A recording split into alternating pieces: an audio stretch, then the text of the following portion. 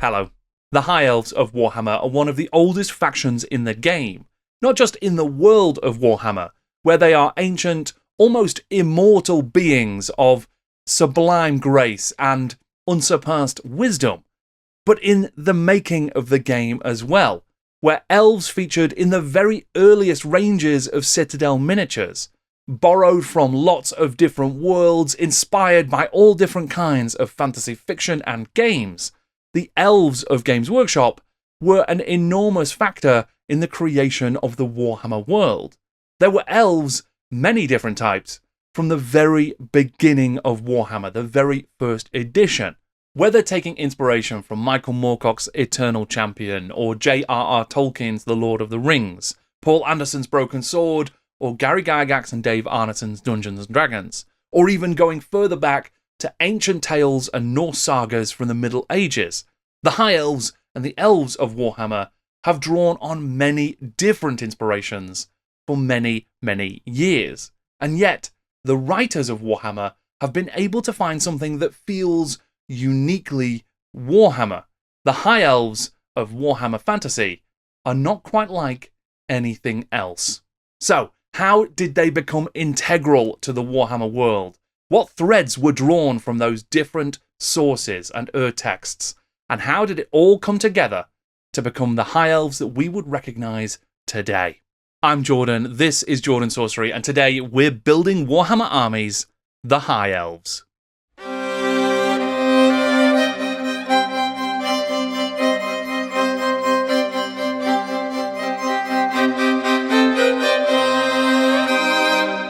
Ask a Warhammer dwarf to tell you about the High Elves and they'd probably say that they are fancy, uptight, haughty boys who live in white towers on a utopian island, who wouldn't go so far as to save a human, or Valinor forbid, a dwarf, if it meant they had to get up out of a pleasant sunbeam and do some hard work.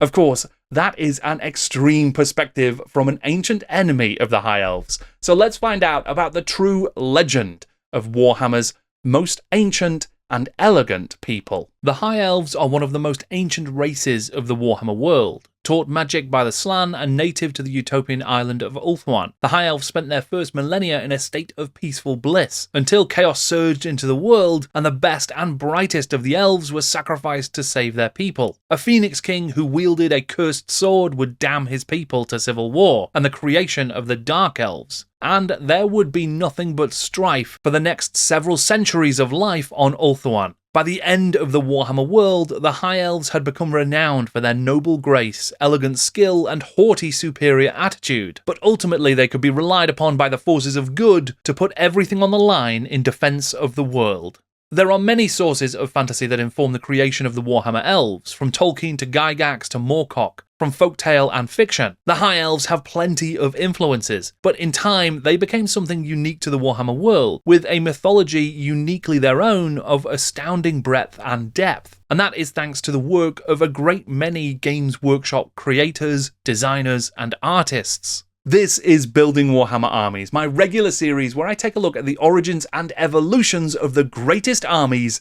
in the history of Warhammer. There is a whole playlist of episodes already available, including ones that look at the origins of the Skaven, the Empire, and the Warriors of Chaos. And there's some episodes about factions from 40k available as well. Before we get into the history of the High Elves, do remember to leave a like if you enjoy this video and subscribe to the channel if you want to see more of this kind of thing. And of course, leave a comment down below if I miss something important or get something wrong, or, as is very likely, I mispronounce a word.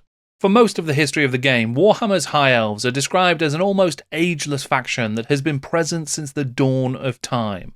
Their shining cities are older even than the gods of men, and their knowledge and wisdom dates back to the very beginning of the world. By the 4th edition of Warhammer Fantasy, it felt like the High Elves had always been there, that they were as old as Warhammer itself. Yet of course, that wasn't quite the case. 4th edition's High Elves would be something quite different to what came before, but what came before was essential to finding the character of the High Elves and who they would become as a faction. Whilst it's true that the High Elves have been a part of the Warhammer game since the very beginning, they've taken on many slightly different forms and have had quite a few changes, some subtle and some far, far more significant. To be honest, it would take a long time for this faction to become something we would recognise today as the High Elves. But the best place for us to probably start is that first edition of Warhammer Fantasy Battle. In the Warhammer First Edition box set released in 1983, there was no real concept of standardised formal armies for the fantasy game. Instead, it was expected that players would create their own lists with the miniatures that they had available, and the nature of the scenario would inform how they would play it with their friends and opponents. The various creatures and characters from the Citadel range of the time were represented in the bestiary, many being what might now be considered the default inhabitants of pretty much any fantasy world. Humans, orcs, goblins, dwarves, and of course elves. Elves are humanoid creatures of lofty aspect and handsome appearance who prefer to live in the proximity of trees. All elves are expert woodsmen and can move through woods at normal speed. Elves are often unaffected by fear and terror where other creatures quail and run. Elves hate goblins, orcs, and night elves. Night elves are evil, perverted elves and do not cause fear. They hate other elves.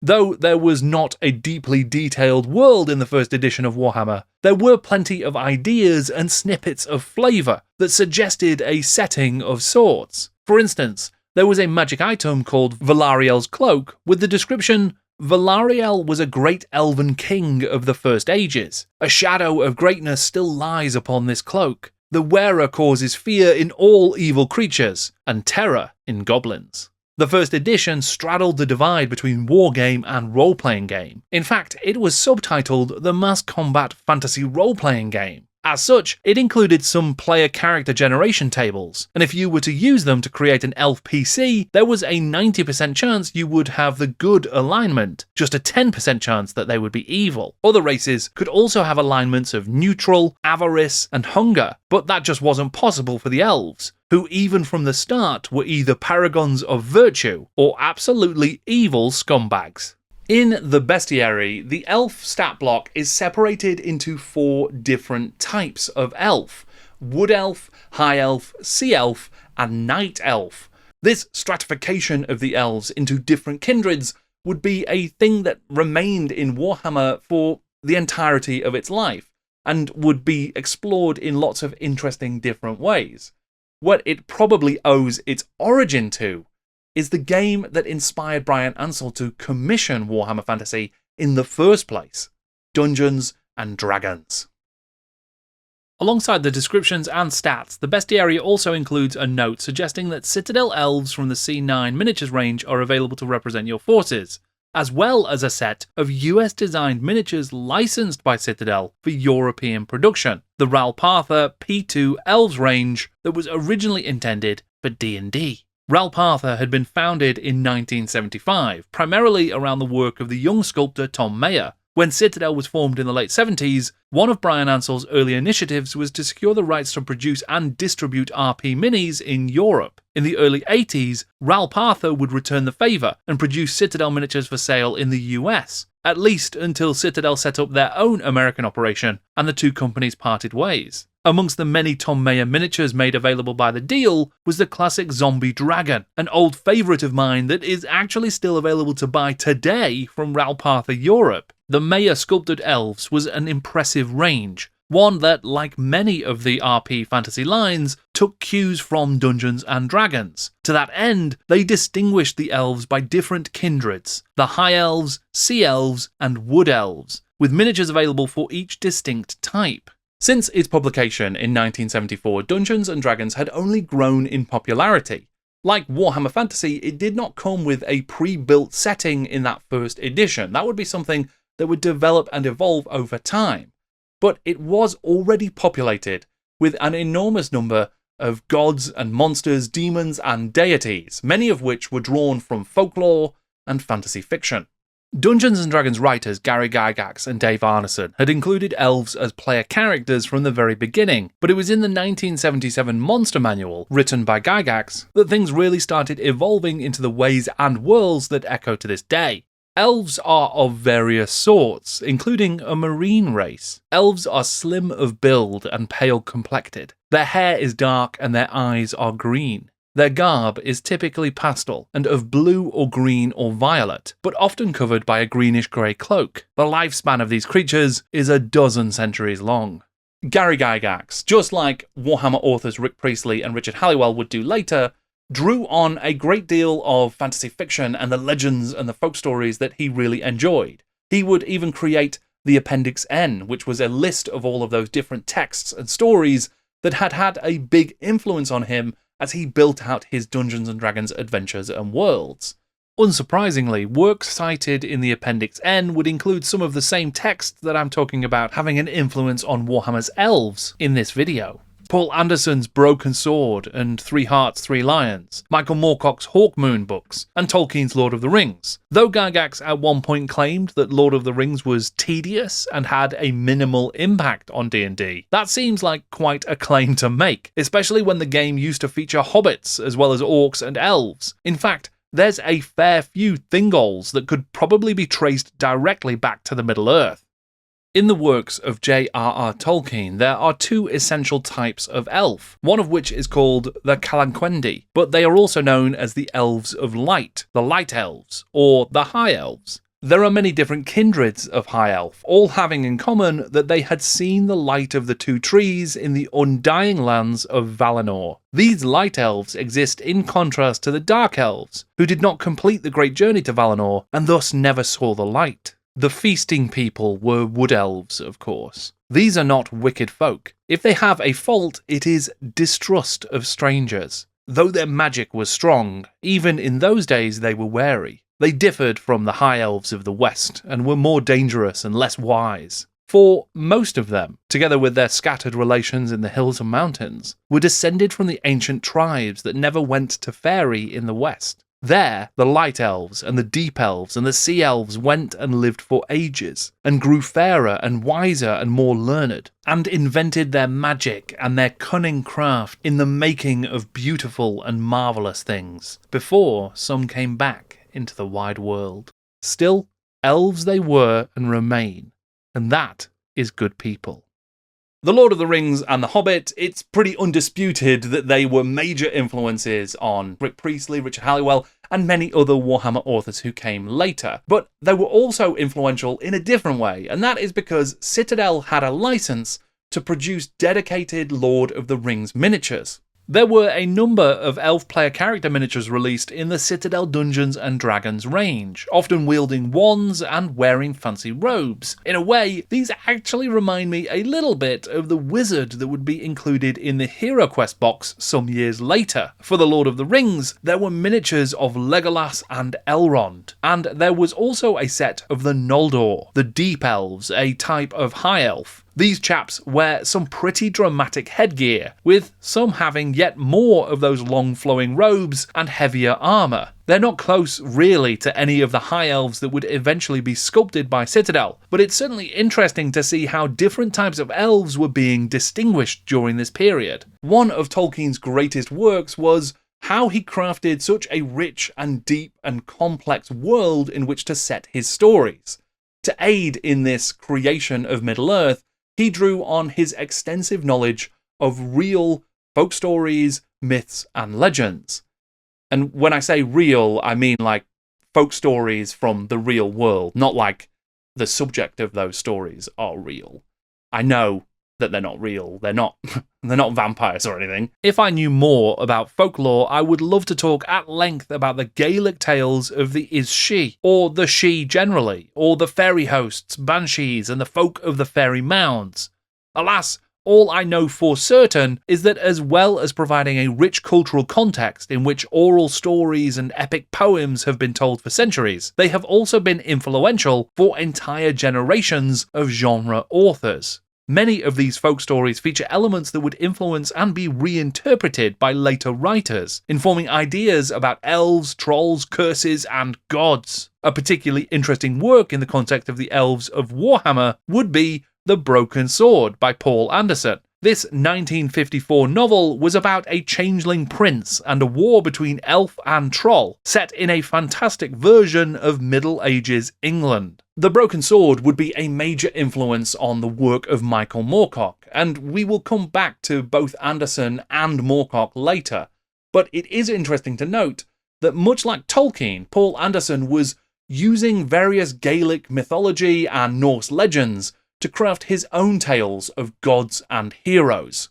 Tolkien was a linguist and folklorist, a famed example of his work being a translation and analysis of Beowulf. He made use of many Norse and Celtic myths as he built the broad mythology and history of his enormous world. The dwarfs are a great example of this influence, but it can be felt in the elves as well. Once again, I must confess that I am no scholar of Tolkien or Norse mythology either, so I must put my faith in the internet, at least whilst we still have it. So here is a relevant quote from Wikipedia. In Norse mythology, Dokkalfa, Dark Elves, and Ljósalfa, Light Elves, are two contrasting types of elves. The Dark Elves dwell within the earth and have a dark complexion, while the Light Elves live in Alfheim and are fairer than the sun to look at. The Ljósalfa and Dokkalfa are attested in the Prose Edda, written in the 13th century by Snorri Sturluson, and in the late Old Norse poem Hrafnagaldr Odins. Just whilst we're here, the Dokkalfa, or Svartalfar as they were also known, was also part of the major inspiration for the Drow in D&D. They were described in the Monster Manual as Black Elves, and the Svartalfar can be variously translated as Dark, Dusky, or Murky Elves. I sure hope that Googling pronunciation of these words has served me well. Okay, so folklore and mythology inspired Tolkien, and Tolkien inspired D&D, and D&D inspired Tom Mayer and his Ral Partha elves. But where is the Warhammer in all of this? Well, it's right here. Because remember about 4 hours ago when I talked about the bestiary section in the first edition of Warhammer, the elf section? It talked about a range of miniatures that were ideal to represent your elves on the battlefield. That was the first range of dedicated Citadel elves, the C9 elves. The C9 range actually changed names a few times over the years, switching between High Elves or simply Elves more than once. It also changed coding and became C08, whilst Dark Elves took over the C09 code. I'm not certain who sculpted this range, but it may well have been Ali Morrison. There are some lovely looking miniatures in it, and I am quite taken with the description given to them in White Dwarf 59. Proud, haughty sophisticates, armed to the teeth and dressed to kill, but very tastefully. Later additions to the C08 High Elf range would include confirmed miniatures by Ali Morrison, including a tragic elf casualty. The Warhammer world in which you could make use of your Citadel C8 or C9 elves or your Ral Partha P2 elves was only changing and evolving as things went forward, not least with the release of the first ever supplement for the game, Forces of Fantasy. Forces of Fantasy was described as a 3-volume compilation of all the information you will need to choose and play your own fantasy army, aspiring leaders of men, and of those creatures which are other than men. Read on. It would include revised rules for the factions that you might find in the game. Already by this point, the Night Elves from the first edition were rechristened as the Dark Elves, and their backstory as corrupted High Elves, forced from the utopia of the Elven Kingdoms, was made a core part of their identity. The High Elves themselves would begin to slightly stand apart from the other types of elf, and they were becoming the dominant default, from which the others deviated. High Elves are related very closely to Sea Elves. They are part of the same elf kindred, and are separated now only by choice of habitation. While the Sea Elves maintain their white towers by the sea, the High Elves have moved away from the coast and built mighty cities of stone. Cities which hold sway over vast inland empires. The power and technical skill of the High Elves is without equal. Perhaps because of their achievements, the High Elves have become somewhat arrogant, even towards their fellow elves, and especially the Wood Elves, who they regard as rustic and boorish. The High Elves claim kingship over all of the elf races, and by means of their wealth and influence maintain an effective control of the other elf kingdoms. They have a professional soldiery and a guard elite, as well as a strong warrior class. Elf armies are always well supplied and equipped, and the elf kings are always ready to use arms to back up their expansive foreign policies. The idea of High Elves asserting their wealth and power in pursuit of expansionist elven hegemony is a fascinating one, especially when coupled with ideas about their superiority complex, their disdain for the hard-working sea and wood elves, and their people's own history of corruption, as evidenced by the Dark Elf Civil War. Whilst elements of this cultural concept do become integral to the High Elves as they change in the increasingly fixed Warhammer setting, it would rarely again be as nuanced and difficult as it is presented here, and continue to be in the second edition of the game. Most elves would not suffer the discomfort of travel, nor wish to interrupt their own rich social lives. These are the High Elves, the core of the elven race, who live in the cities of the elven kingdoms. To these people, working for a living is regarded as a sign of personal failure. Few High Elves ever leave the elven kingdoms. Younger, more adventurous individuals might do so as a form of vacation or for the experience. These travellers cannot help but irritate the other races they encounter by their patronising and overbearing attitude. They are often lynched. The High Elves are described in stark contrast to their Sea Elf and Wood Elf cousins. The former being hard-working traders and explorers looked down on by the High Elves, and the latter broad-minded, worldly and nature-loving hippies still considered rural and maybe even backwards by their High Elf kin. This is, I think, a good example of the sort of early social satire that was baked into the fabric of the Warhammer world in the early days. It is relatively obvious, it's pretty gentle, but it's about English, class, and the differences between those different orders in society. If you think about the High Elves as London elites, southern elites who are snobs, who are lazy, who are arrogant, who are moneyed, and they don't have to work for a living, they look down their noses at the working class, the Wood Elves and the Sea Elves, who have to do a job for a living because they weren't born into money. That is pretty on the nose, but I think it works quite well, and it's quite effective as a way to distinguish between these types of elves in this slightly less noble version of the Warhammer world. Actually, many years after the creation of Warhammer Fantasy, when Warhammer Online was being released, Paul Barnett was doing a number of interviews talking about the Warhammer world and what things meant and how things worked. And his exploration of that same aspect of social satire in Warhammer is much better than mine. So here it is. Warhammer, been around for a long time. It's really exciting, and it's really good if you're going to do an MMO, because it does lots of really important things. The first thing it does, it's iconic in its look. They've had 23 years to get this right. We know what elves look like, we know how powerful orcs are, we know how gritty dwarves can be. So when you look at the actual races, it's full of joy, because they're all based on cliches. The High Elves are British posh people. Never done a day's work in their lives, don't understand about doing the washing, have had too much time so they'll be able to read lots of la-di-da-di books and get really good with the swords and do the special magic. And the Dark Elves are English posh people what have taken drugs. Basically, Lord Byron. They've got money coming out of their ears, they've then taken a load of opium and decided that they run the goddamn world and can have it any way they want. In the second edition supplement Ravening Hordes, the armies of the Elf Kingdoms received a dedicated army list. The Elf Kingdoms were said to be composed of a mixture of High and Sea Elf forces, the latter of which would slowly begin to fade from the setting almost entirely.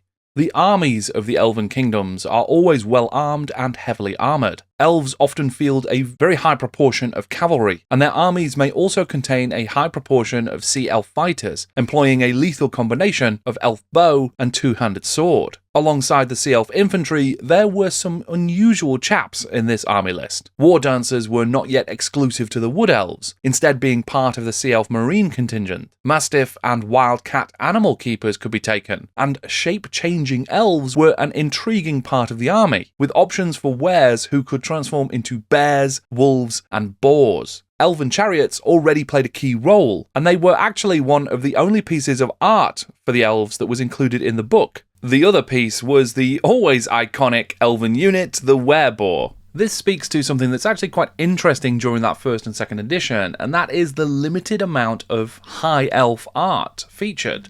There is plenty of Wood Elf and Dark Elf art, but it seems that it might have been difficult to really visualise and consistently represent the High Elves during this period, because no one really knew what a High Elf was supposed to look like. There were a couple of elven Regiments of Renown released during this period. Whilst today it's probably arguable that the Wood Elves of Skarloc or the Dark Elves of Mengel Manhide are more famous, the city of Lothern would produce a couple of regiments that have had a lasting impact. Captain Elwing of Lothern was the leader of one such small unit, stationed along the north coast of the Elf Kingdom. He sprang to fame during the Norse raids, at a time when adventurous Old Worlders were beginning to nurture territorial ambitions in the Elf Kingdoms. The elves quickly put the invaders to flight, and those that fled to their longships were later intercepted and destroyed by the Sea Elf Navy. Sculpted by Ali Morrison, the elven cavalry of Captain Elwing would be one of the earlier regiments, and they would eventually be joined in their role as guardians of the seaport of Lothern by some more Morrisonian elves.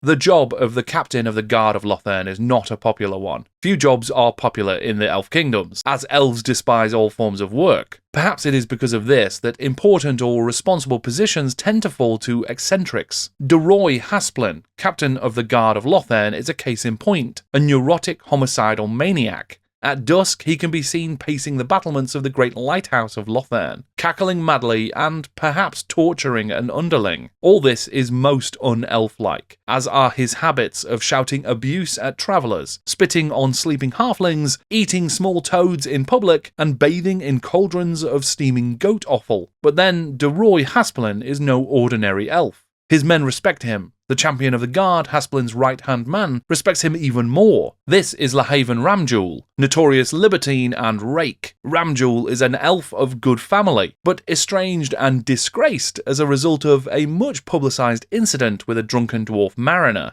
The vulgar and brutal leaders of the Lothern Guard are an example of perhaps a less poised and restrained High Elf civilization, and though they are called out as being unique, the fact that there's two of them and they are in positions of power seems to speak to High Elves who weren't quite as truly good as we would expect them to become in later editions. Whether De Roy Hasplin's name was supposed to be pronounced with a French accent or not, I don't know, but what is interesting is that Hasplin would seemingly survive into later Warhammer editions as Sea Lord Aeslin, the somewhat pernicious and controversial leader of Lothern and Ulthuan's powerful High Elf navies. And don't worry, he still hates halflings for some reason.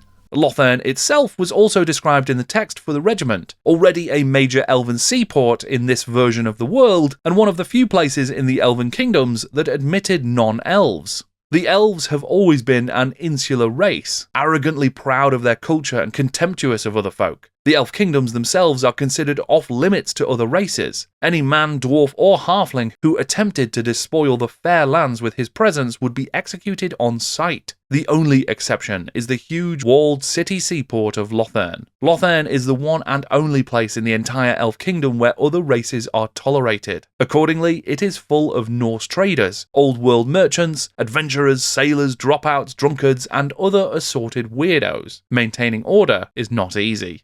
The city of Lothern, whether a High Elf or a Sea Elf port, would be a pretty constant presence in the Warhammer world. In the first ever map of the Warhammer world that was included in the second edition of the Warhammer game, the Elven Kingdoms are present and correct. They are a croissant-shaped island in the right place and about the right size. More mysteriously, though, that wouldn't always be the case, but the description that's included in that very first appearance is pretty consistent. The Elf Kingdoms are the original homeland of the elves and comprise of a large ring-shaped island and a number of smaller surrounding islands. The entire area is one of outstanding natural beauty, with a pleasant warm climate and abundant natural vegetation. The main island has a mountainous wooded interior, with inward and outward facing coastal plains. The inward facing coast is populated by High Elves, living in secure cities of luxurious palaces. Interestingly, the next version of the known world would present a different important geography for the Elf Kingdoms, found in the pages of the Citadel Journal, autumn 1985, and illustrated by Dave the Discoverer, who is presumably Dave Andrews, who produced a lot of art for the early design studio. This map still features the archipelago of the Elven Kingdoms, but no ring-shaped island at the centre. The 1986 publication of Warhammer Fantasy Roleplay would do a great deal to flesh out the Warhammer world, with the addition of an incredible depth of detail about the Old World and the Empire in particular. Curiously, the map of the known world included in the World Guide chapter also shows a Warhammer world without the ringed island of the Elven Kingdoms. Then, in the 3rd edition of Fantasy Battle, we would once again get to see the Elven Kingdoms on the world map with the familiar bagely shape restored at its centre and the name Ulthuan in pride of place. The continent of Ulthuan is home to the many nations of elves known collectively as the Elven Kingdoms. Although there are many independent kingdoms throughout Ulthuan, it is generally recognised that their overall leader is the ruler of Lothern. This harmonious situation has existed for many centuries, and will probably continue indefinitely. Ulthuan is shaped like a huge hollow circle, broken only at its southern tip by the narrow passage of the Lothern Straits. Ulthuan itself is basically a ring of mountains bounded by a narrow coastal zone on both the outer and inner sea. This divides the island continent into 2 different zones, the inner and outer kingdoms. By the 3rd edition, the geographical background of the elves, the Elven Kingdoms, and Ulthuan was more or less set in stone. It would remain pretty consistent through the rest of Warhammer history. The character of the High Elves, though, that was still kind of fluid. It was still changing. They hadn't quite found the core essence of the High Elves. Instead, they were being described mostly in contrast to the Wood Elves and the Dark Elves, who had both found their form quite early, or the Sea Elves, which were basically just beach-ready High Elves. I have written a development history of the Sea Elves, and that's available right now on my Patreon. There's a Dark Elf version to come, and of course I will be making a Building Warhammer Armies video all about the Wood Elves specifically as well. But as far as the High Elves go, in Warhammer Fantasy Roleplay, there would be a sort of new take that would kind of elevate certain aspects of the High Elf faction, but it was definitely not the definitive one. More than any other kind of elf, the High Elves allow little to interfere with their lives of pleasure. They are the core of their race, living in the cities of the Elven Kingdom and scorning travel. To these people, working for a living is regarded as a sign of personal failure. Few High Elves ever leave the Elven Kingdoms, though a few younger, more adventurous individuals may do so as a form of vacation or for the experience. These travellers cannot help but irritate the other races they encounter by their patronising and overbearing attitude. Lynchings of such individuals are not uncommon. This description is an only lightly reworked version of the High Elf text from the 2nd edition of the Battle game, and it still maintains that the High Elves refuse to leave the kingdoms and are highly irritating to everyone else. Warhammer Fantasy Roleplay again retains the clear distinction between the 4 kindreds of the elves, reaffirming the Sea Elves as hard-working guardians of the seaways, the Wood Elves as the last vestiges of the elven colonies in the Old World, and Dark Elves as the corrupted and chaotic mirror of the elven people hidden away in the far reaches of the New World. The physical descriptions of the elves remained consistent with those that had been given in earlier bestiaries. There was also a little more included about the High Elves' involvement, or lack thereof, in the day-to-day activities of the Old World after their loss to the dwarfs many centuries ago. From that time onwards, the elves were involved in the affairs of the Old World only occasionally. Their own civilization has remained largely static, and they have become introspective, hedonistic, and culturally isolated. Warhammer Fantasy Roleplay allowed player characters to be elves, but it was quite rare and they would always be wood elves.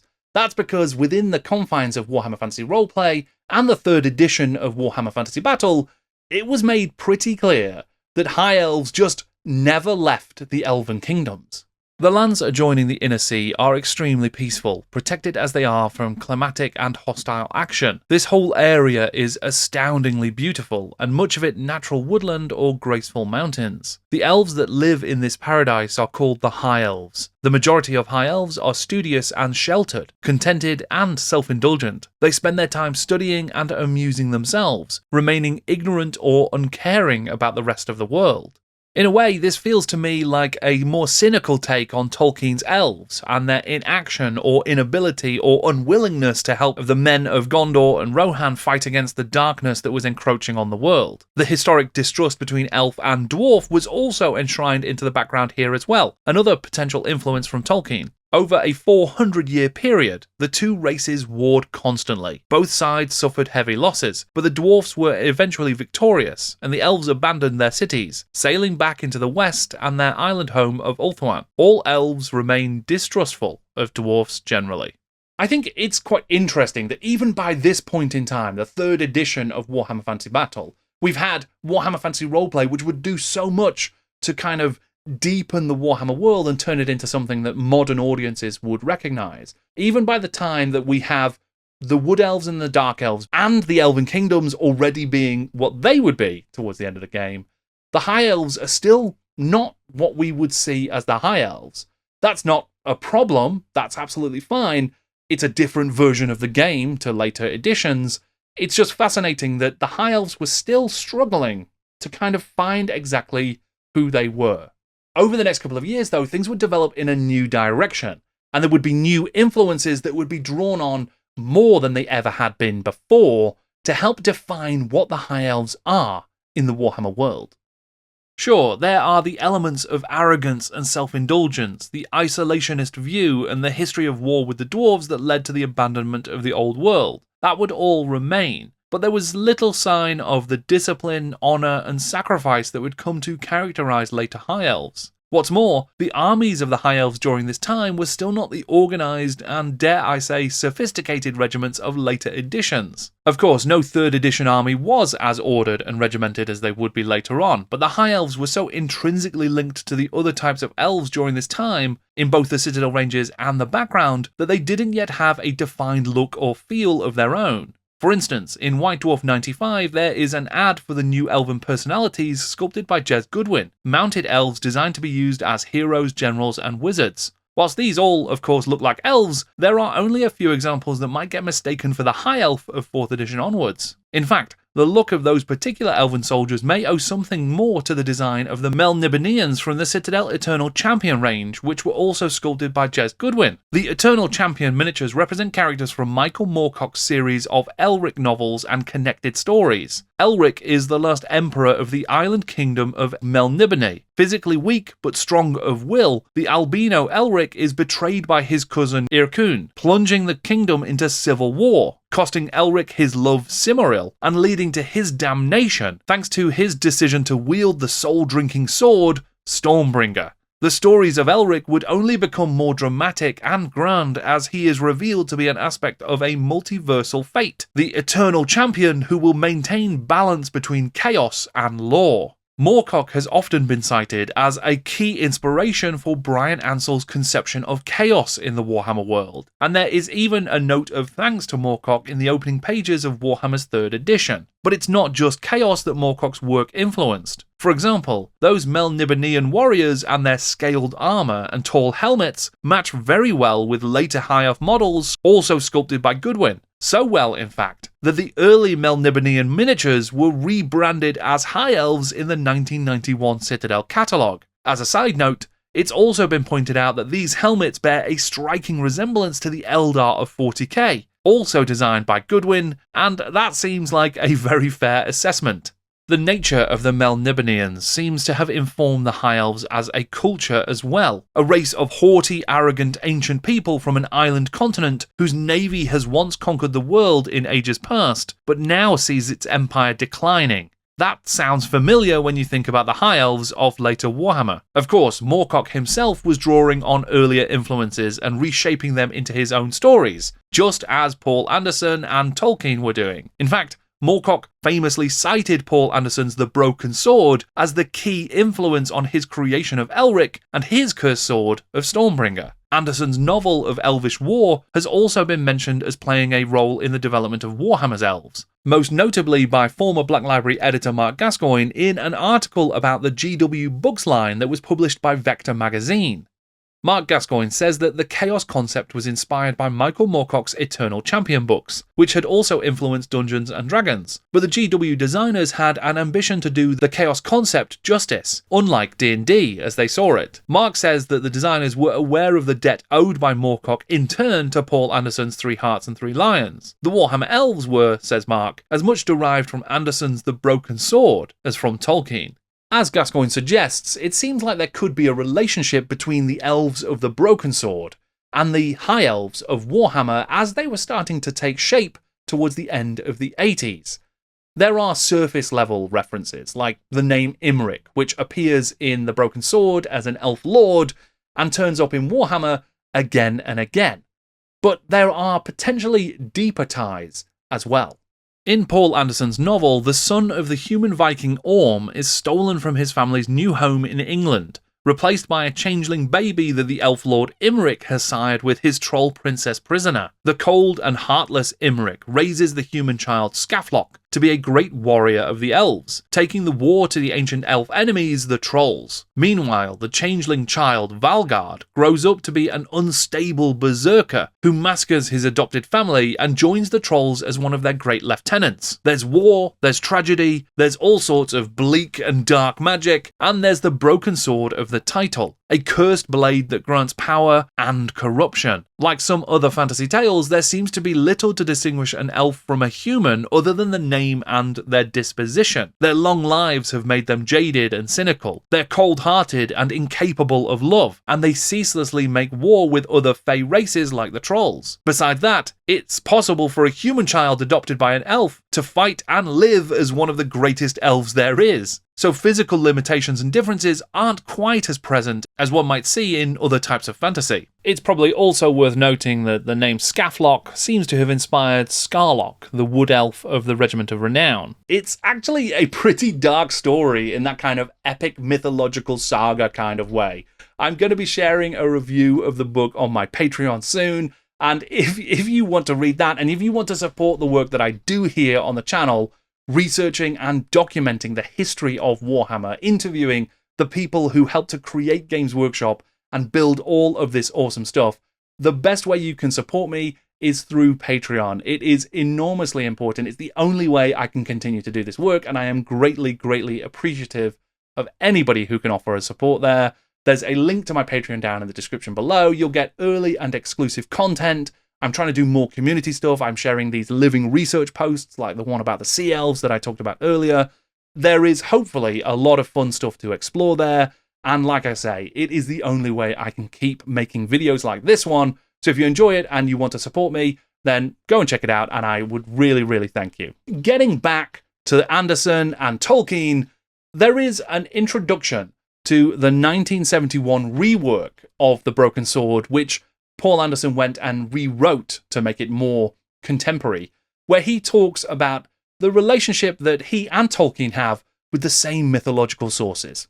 In our day, J.R.R. Tolkien has restored the elves to something of what they formerly were in his enchanting Ring cycle. However, he chose to make them not just beautiful and learned, they are wise, grave, honourable, kindly embodiments of goodwill towards all things alive. In short, his elves belong more to the country of Gloriana than to that house in heathen Gotaland. Needless to say, there is nothing wrong with this. In fact, it was necessary to Professor Tolkien's purpose. As researched by the excellent Blackgate blog, Gloriana in this context is a reference to the 1594 epic poem The Fairy Queen by Edmund Spenser, whose eponymous fairy queen was called Gloriana and was an allegory for Queen Elizabeth. Oh, and apparently Michael Moorcock later named a book Gloriana as a reference to that same work. Although differing in some aspects of their character, the elves of Tolkien and Anderson and the Melnibonéans of Moorcock, all drawing on some of the same influences, are all ferocious fighters possessed of graceful, deadly martial prowess. They are all ancient and wise peoples, and they stand somewhat apart from their wider worlds despite their great power, their wonderful magic, and their incredible potential. This stuff has gotten really intertextual. There is so much to try and keep track of. This person influenced this person who was influenced by the same thing as this person. There's lots of different nested layers of inspiration, but I think that is the point. Whether or not the specifics of these references are known or understood. I mean, I certainly haven't read all of these books, but what we can see is that the way in which these fantasy authors were working was in dialogue with each other and in dialogue with lots of different source texts, lots of original myths and legends that they were each interpreting and revising and changing in their own way. Of course, that is exactly what the Warhammer authors were doing as well, and they were drawing on some of these texts, some of these fantasy novels, as well as the original stories, those original myths and legends, just like was happening in D&D as well, which was also an inspiration. That is something, hopefully, we'll find a way to explore again here on the channel at some point in some way. But for now, I wanted to see if Mark Gascoigne's suggestion that the Broken Sword was as big an influence on the High Elves in Warhammer as, say, Tolkien. I wanted to look at whether or not that was true according to Rick Priestley. So I asked him that question, whether or not he thought that the Broken Sword was as big an influence as Tolkien. I would say not. I have read The Broken Sword, and it's a fantastic book. On the whole, I'd say it's more Tolkien crossed with Moocock. Right. And then to some extent, it's a parody of that. Right. Because me and Hal tended to share, Richard Halliwell, we shared something of a sense of humour. So we would tend to subvert the things. So whereas the High Elves were proud and noble and have that sort of Tolkien-esque tradition behind them, Hal always saw them as slightly is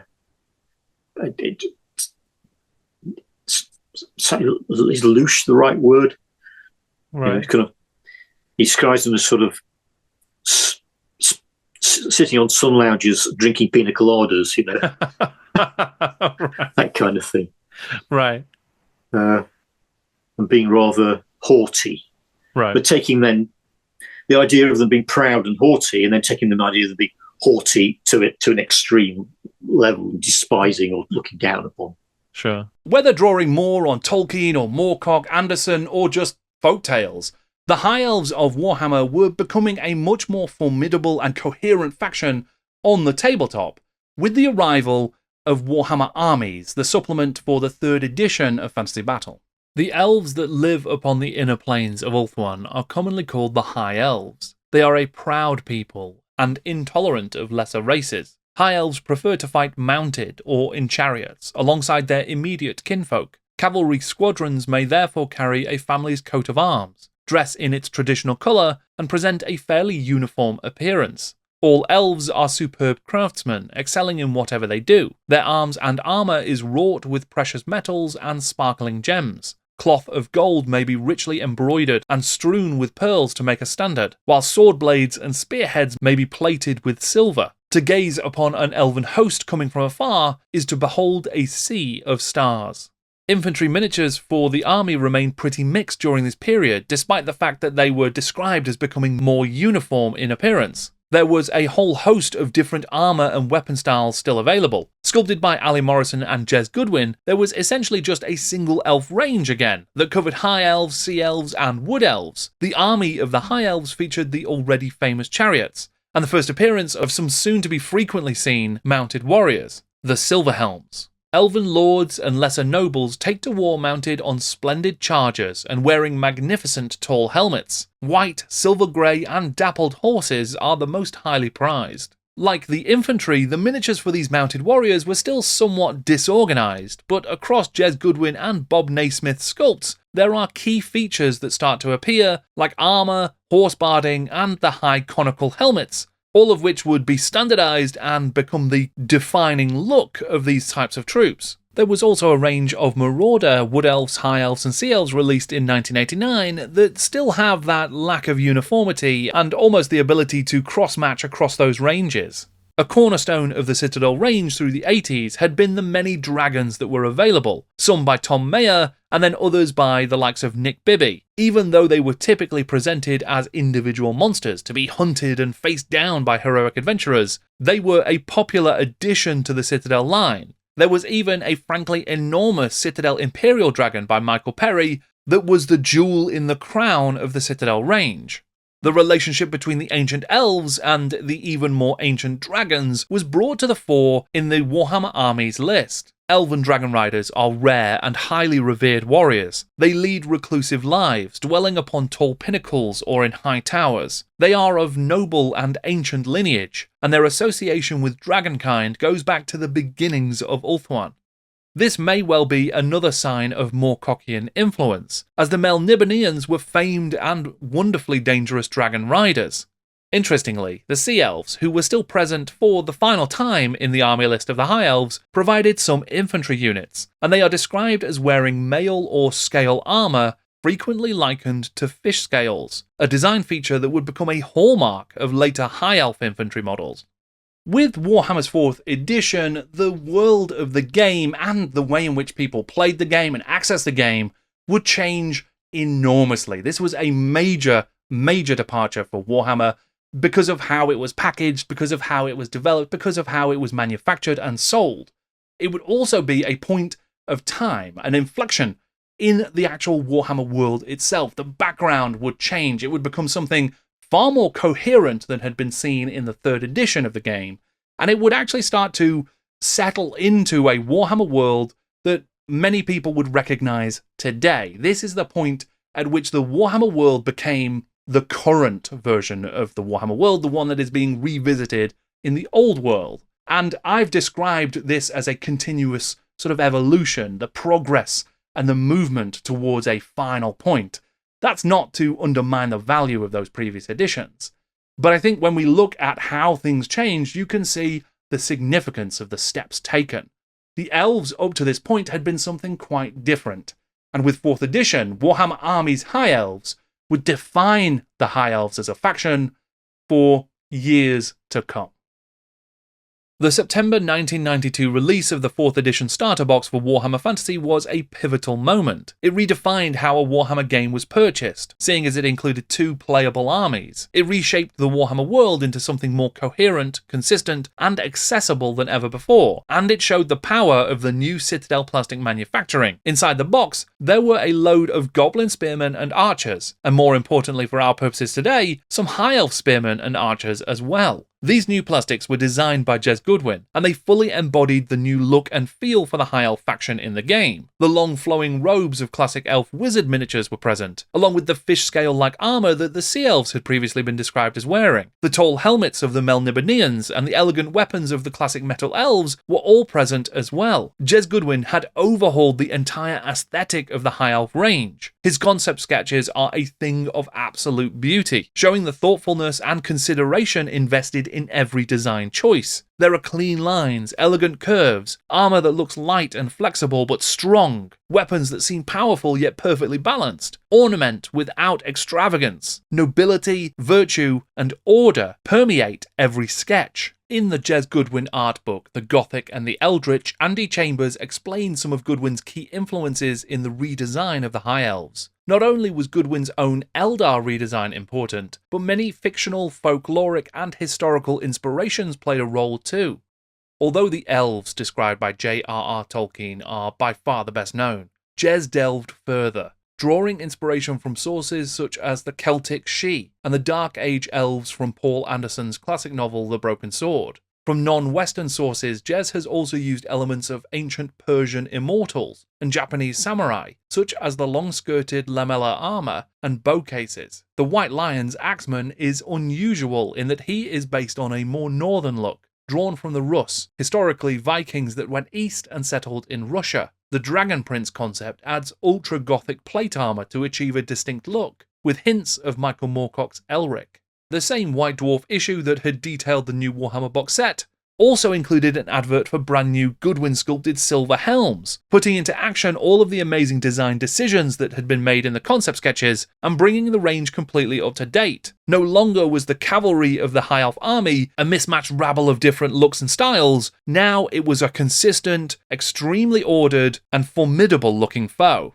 The same new approach could also be seen across the Marauder line, where Swordmasters, Shadow Warriors, White Lions and Reaver Knights were all re-sculpted by Ali Morrison and Colin Dixon to have the new clean, elegant, consistent look that would become iconic for the High Elves. Of course, This was also the point in time when Warhammer Armies books would first be launched, faction-specific releases that would detail just one army and the lore and the background, the fluff, all about those specific factions.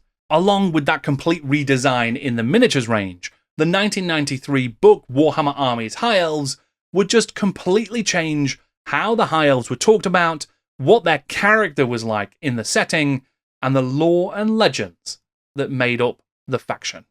Behind the strikingly colourful cover art by Jeff Taylor, there would be a wealth of new mythology, legend, and history to act as the background for the redesigned High Elves. Although they were still native to the Elven kingdoms on the island of Ulthuan, these elves were far more active in the wider world, more disciplined, more noble, and more likely to press the fight against chaos alongside the armies of dwarf and man. Written by Andy Chambers, Bill King, and Jez Goodwin, with some incredible art by John Blanche and Mark Gibbons, the High Elf book would share a new vision of High Elf history, one which was still founded on the same core ideas as before, but which emphasized the epic and tragic mythologies that had inspired the faction. The sagas of Elric of Melniboné and Skarloc of the Broken Sword were writ large, with the entire people of the High Elves suffering from betrayals, damnations, and a slow demise whilst fighting the predations of chaos. There is even a cursed sword which plays a pivotal role, the Sword of Cain, wielded in desperation by the first Phoenix King to defend Ulthuan, but which ultimately leads to the creation of the Dark Elves and the sundering of elfkind. New special characters were created, like Eltharion, who would feature as a cardboard standee in the 4th edition box set, and there were the twins, Teclis and Tyrion, respectively the greatest elven mage and warrior of the modern age. All of this new fluff painted a picture of the High Elves as a declining race, but one that still possessed a great deal of power and influence over the events of the Warhammer world, and that their mighty armies were not afraid to take to the battlefields to prove it. It was in this Warhammer Armies book and the first Eldar Codex for the 2nd edition of 40k that the parallels between the modern versions of the High Elves and the Craftword Eldar would really be drawn out, not just in terms of their innate characteristics and cultures, but also in their deities and myths, and of course in their visual designs at the hands of Jez Goodwin. The relationship between Eldar and High Elf probably deserves its own discussion entirely though, because it is so interesting. If you want to hear more detailed discussion about the contents of the 4th edition High Elves Armies book, then look out for my GW Book Club episode all about it, and you can see a similar episode about that 2nd edition Eldar Codex. They are available on the Jordan Sorcery Pods channel, so go and check them out. With the 4th edition of Warhammer Fantasy Battle and the new Armies book about the High Elves, their lore was deeply tied to the battles against chaos and the formation of the winds of magic and the manipulation of them and the realms of chaos. Their relationship with the Dark Elves had spilled out into something epic and mythological that underpinned the entire Warhammer world's arc of progress and history. The High Elves had truly become integral to the Warhammer world, and as a faction on the tabletop, they had become far more uniform, a stronger presence, an army that had a cohesive look and tactical variability and different options to use. They were now a fully functioning army in Warhammer Fantasy Battle, and a rich and deep faction in the Warhammer world. Norse legends and Celtic folklore, filtered through ideas from J.R.R. Tolkien, Paul Anderson, and Michael Moocock, was synthesized by writers and designers like Rick Priestley, Richard Halliwell, Andy Chambers, and Bill King. There was a visual identity experimented on by sculptors like Ali Morrison, the Perry twins, Trish Card, and Bob Naismith, and then revised and ultimately completely reimagined to incredible effect by Jez Goodwin. Artists like John Blanche and Mark Gibbons illustrated iconic imagery that would sell the idea of the grim determination and nobility of a strong, long-lived, reclusive, and powerful people. And many more talented creators besides would bring this fantasy faction to formidable life. From this point on, it really would become a game of refinement. New units were added, new characters and new sculpts, but the fundamental design principles for the High Elves had been set in stone like timeless menhirs on the plains of Ulthuan. There would be significant reworks of ideas and characters, such as the complete reimagining of Eltharion for the 6th edition of the game, or the wildly dramatic retcons of the 8th edition, but these would not alter those fundamental foundations that had been cemented with the 4th edition. You could argue that the High Elves have become something timeless. They've actually taken on that characteristic of immortality that has always defined the elves in Warhammer.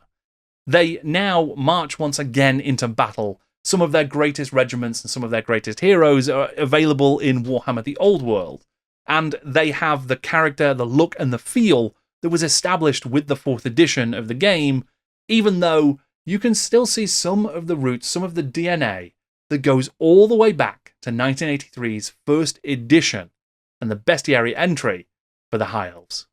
I hope that you've enjoyed this history of the origins and the early development of the High Elves. There's so much more story to tell here, lots to go on with to later editions, and loads more in the origins and the influences. It's a very nuanced, intertextual story. I have no doubt that I have missed some stuff that's super important or integral, or I've misunderstood something. So please feel free to leave a comment down below and let me know if I got anything wrong, if I missed anything important, or if there's something else you would like to share about the history of the High Elves that you think everyone ought to know. It was really fun delving into this history, and there's lots of stuff I want to read more about and understand more about, just to see how the fabric of the Warhammer world, not just the High Elves, but so much of Warhammer's world has come together through these different influences and these different relationships between fantasy texts and games. That's something I'm going to be concentrating on over on my Patreon over the next, number of months and the rest of this year. Lots of fun book club reads that I'm going to be doing that explore some of this stuff, as well as lots of posts and stories and other bits and bobs that delve into all of this intertextuality to try and understand a bit more about the history of Warhammer from a different perspective. Don't forget to leave a like if you liked the video. Please subscribe to the channel if you haven't, so that you ensure you see more of my work like this as they come out. And of course, if you are buying some High Elves for your new Old World army, you can use my Element Games affiliate link. There's a link in the description below. That will get you the cheapest price available from third-party sellers, and it also helps support the channel as well. It's very important. And of course, I've talked about my Patreon. I don't want to belabor the point, but it's super important to keeping me able to make this work. And anything you can do to support is very greatly appreciated. So thank you so much. I'm going to stop because otherwise I'll just ramble on. Thank you very much for watching. I'm Jordan, and this is Jordan Sorcerer.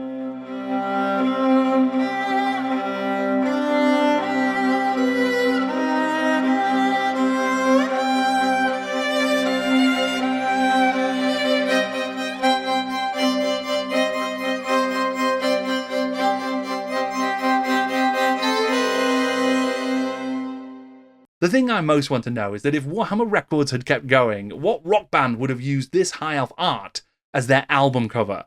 Because it's pretty damn good.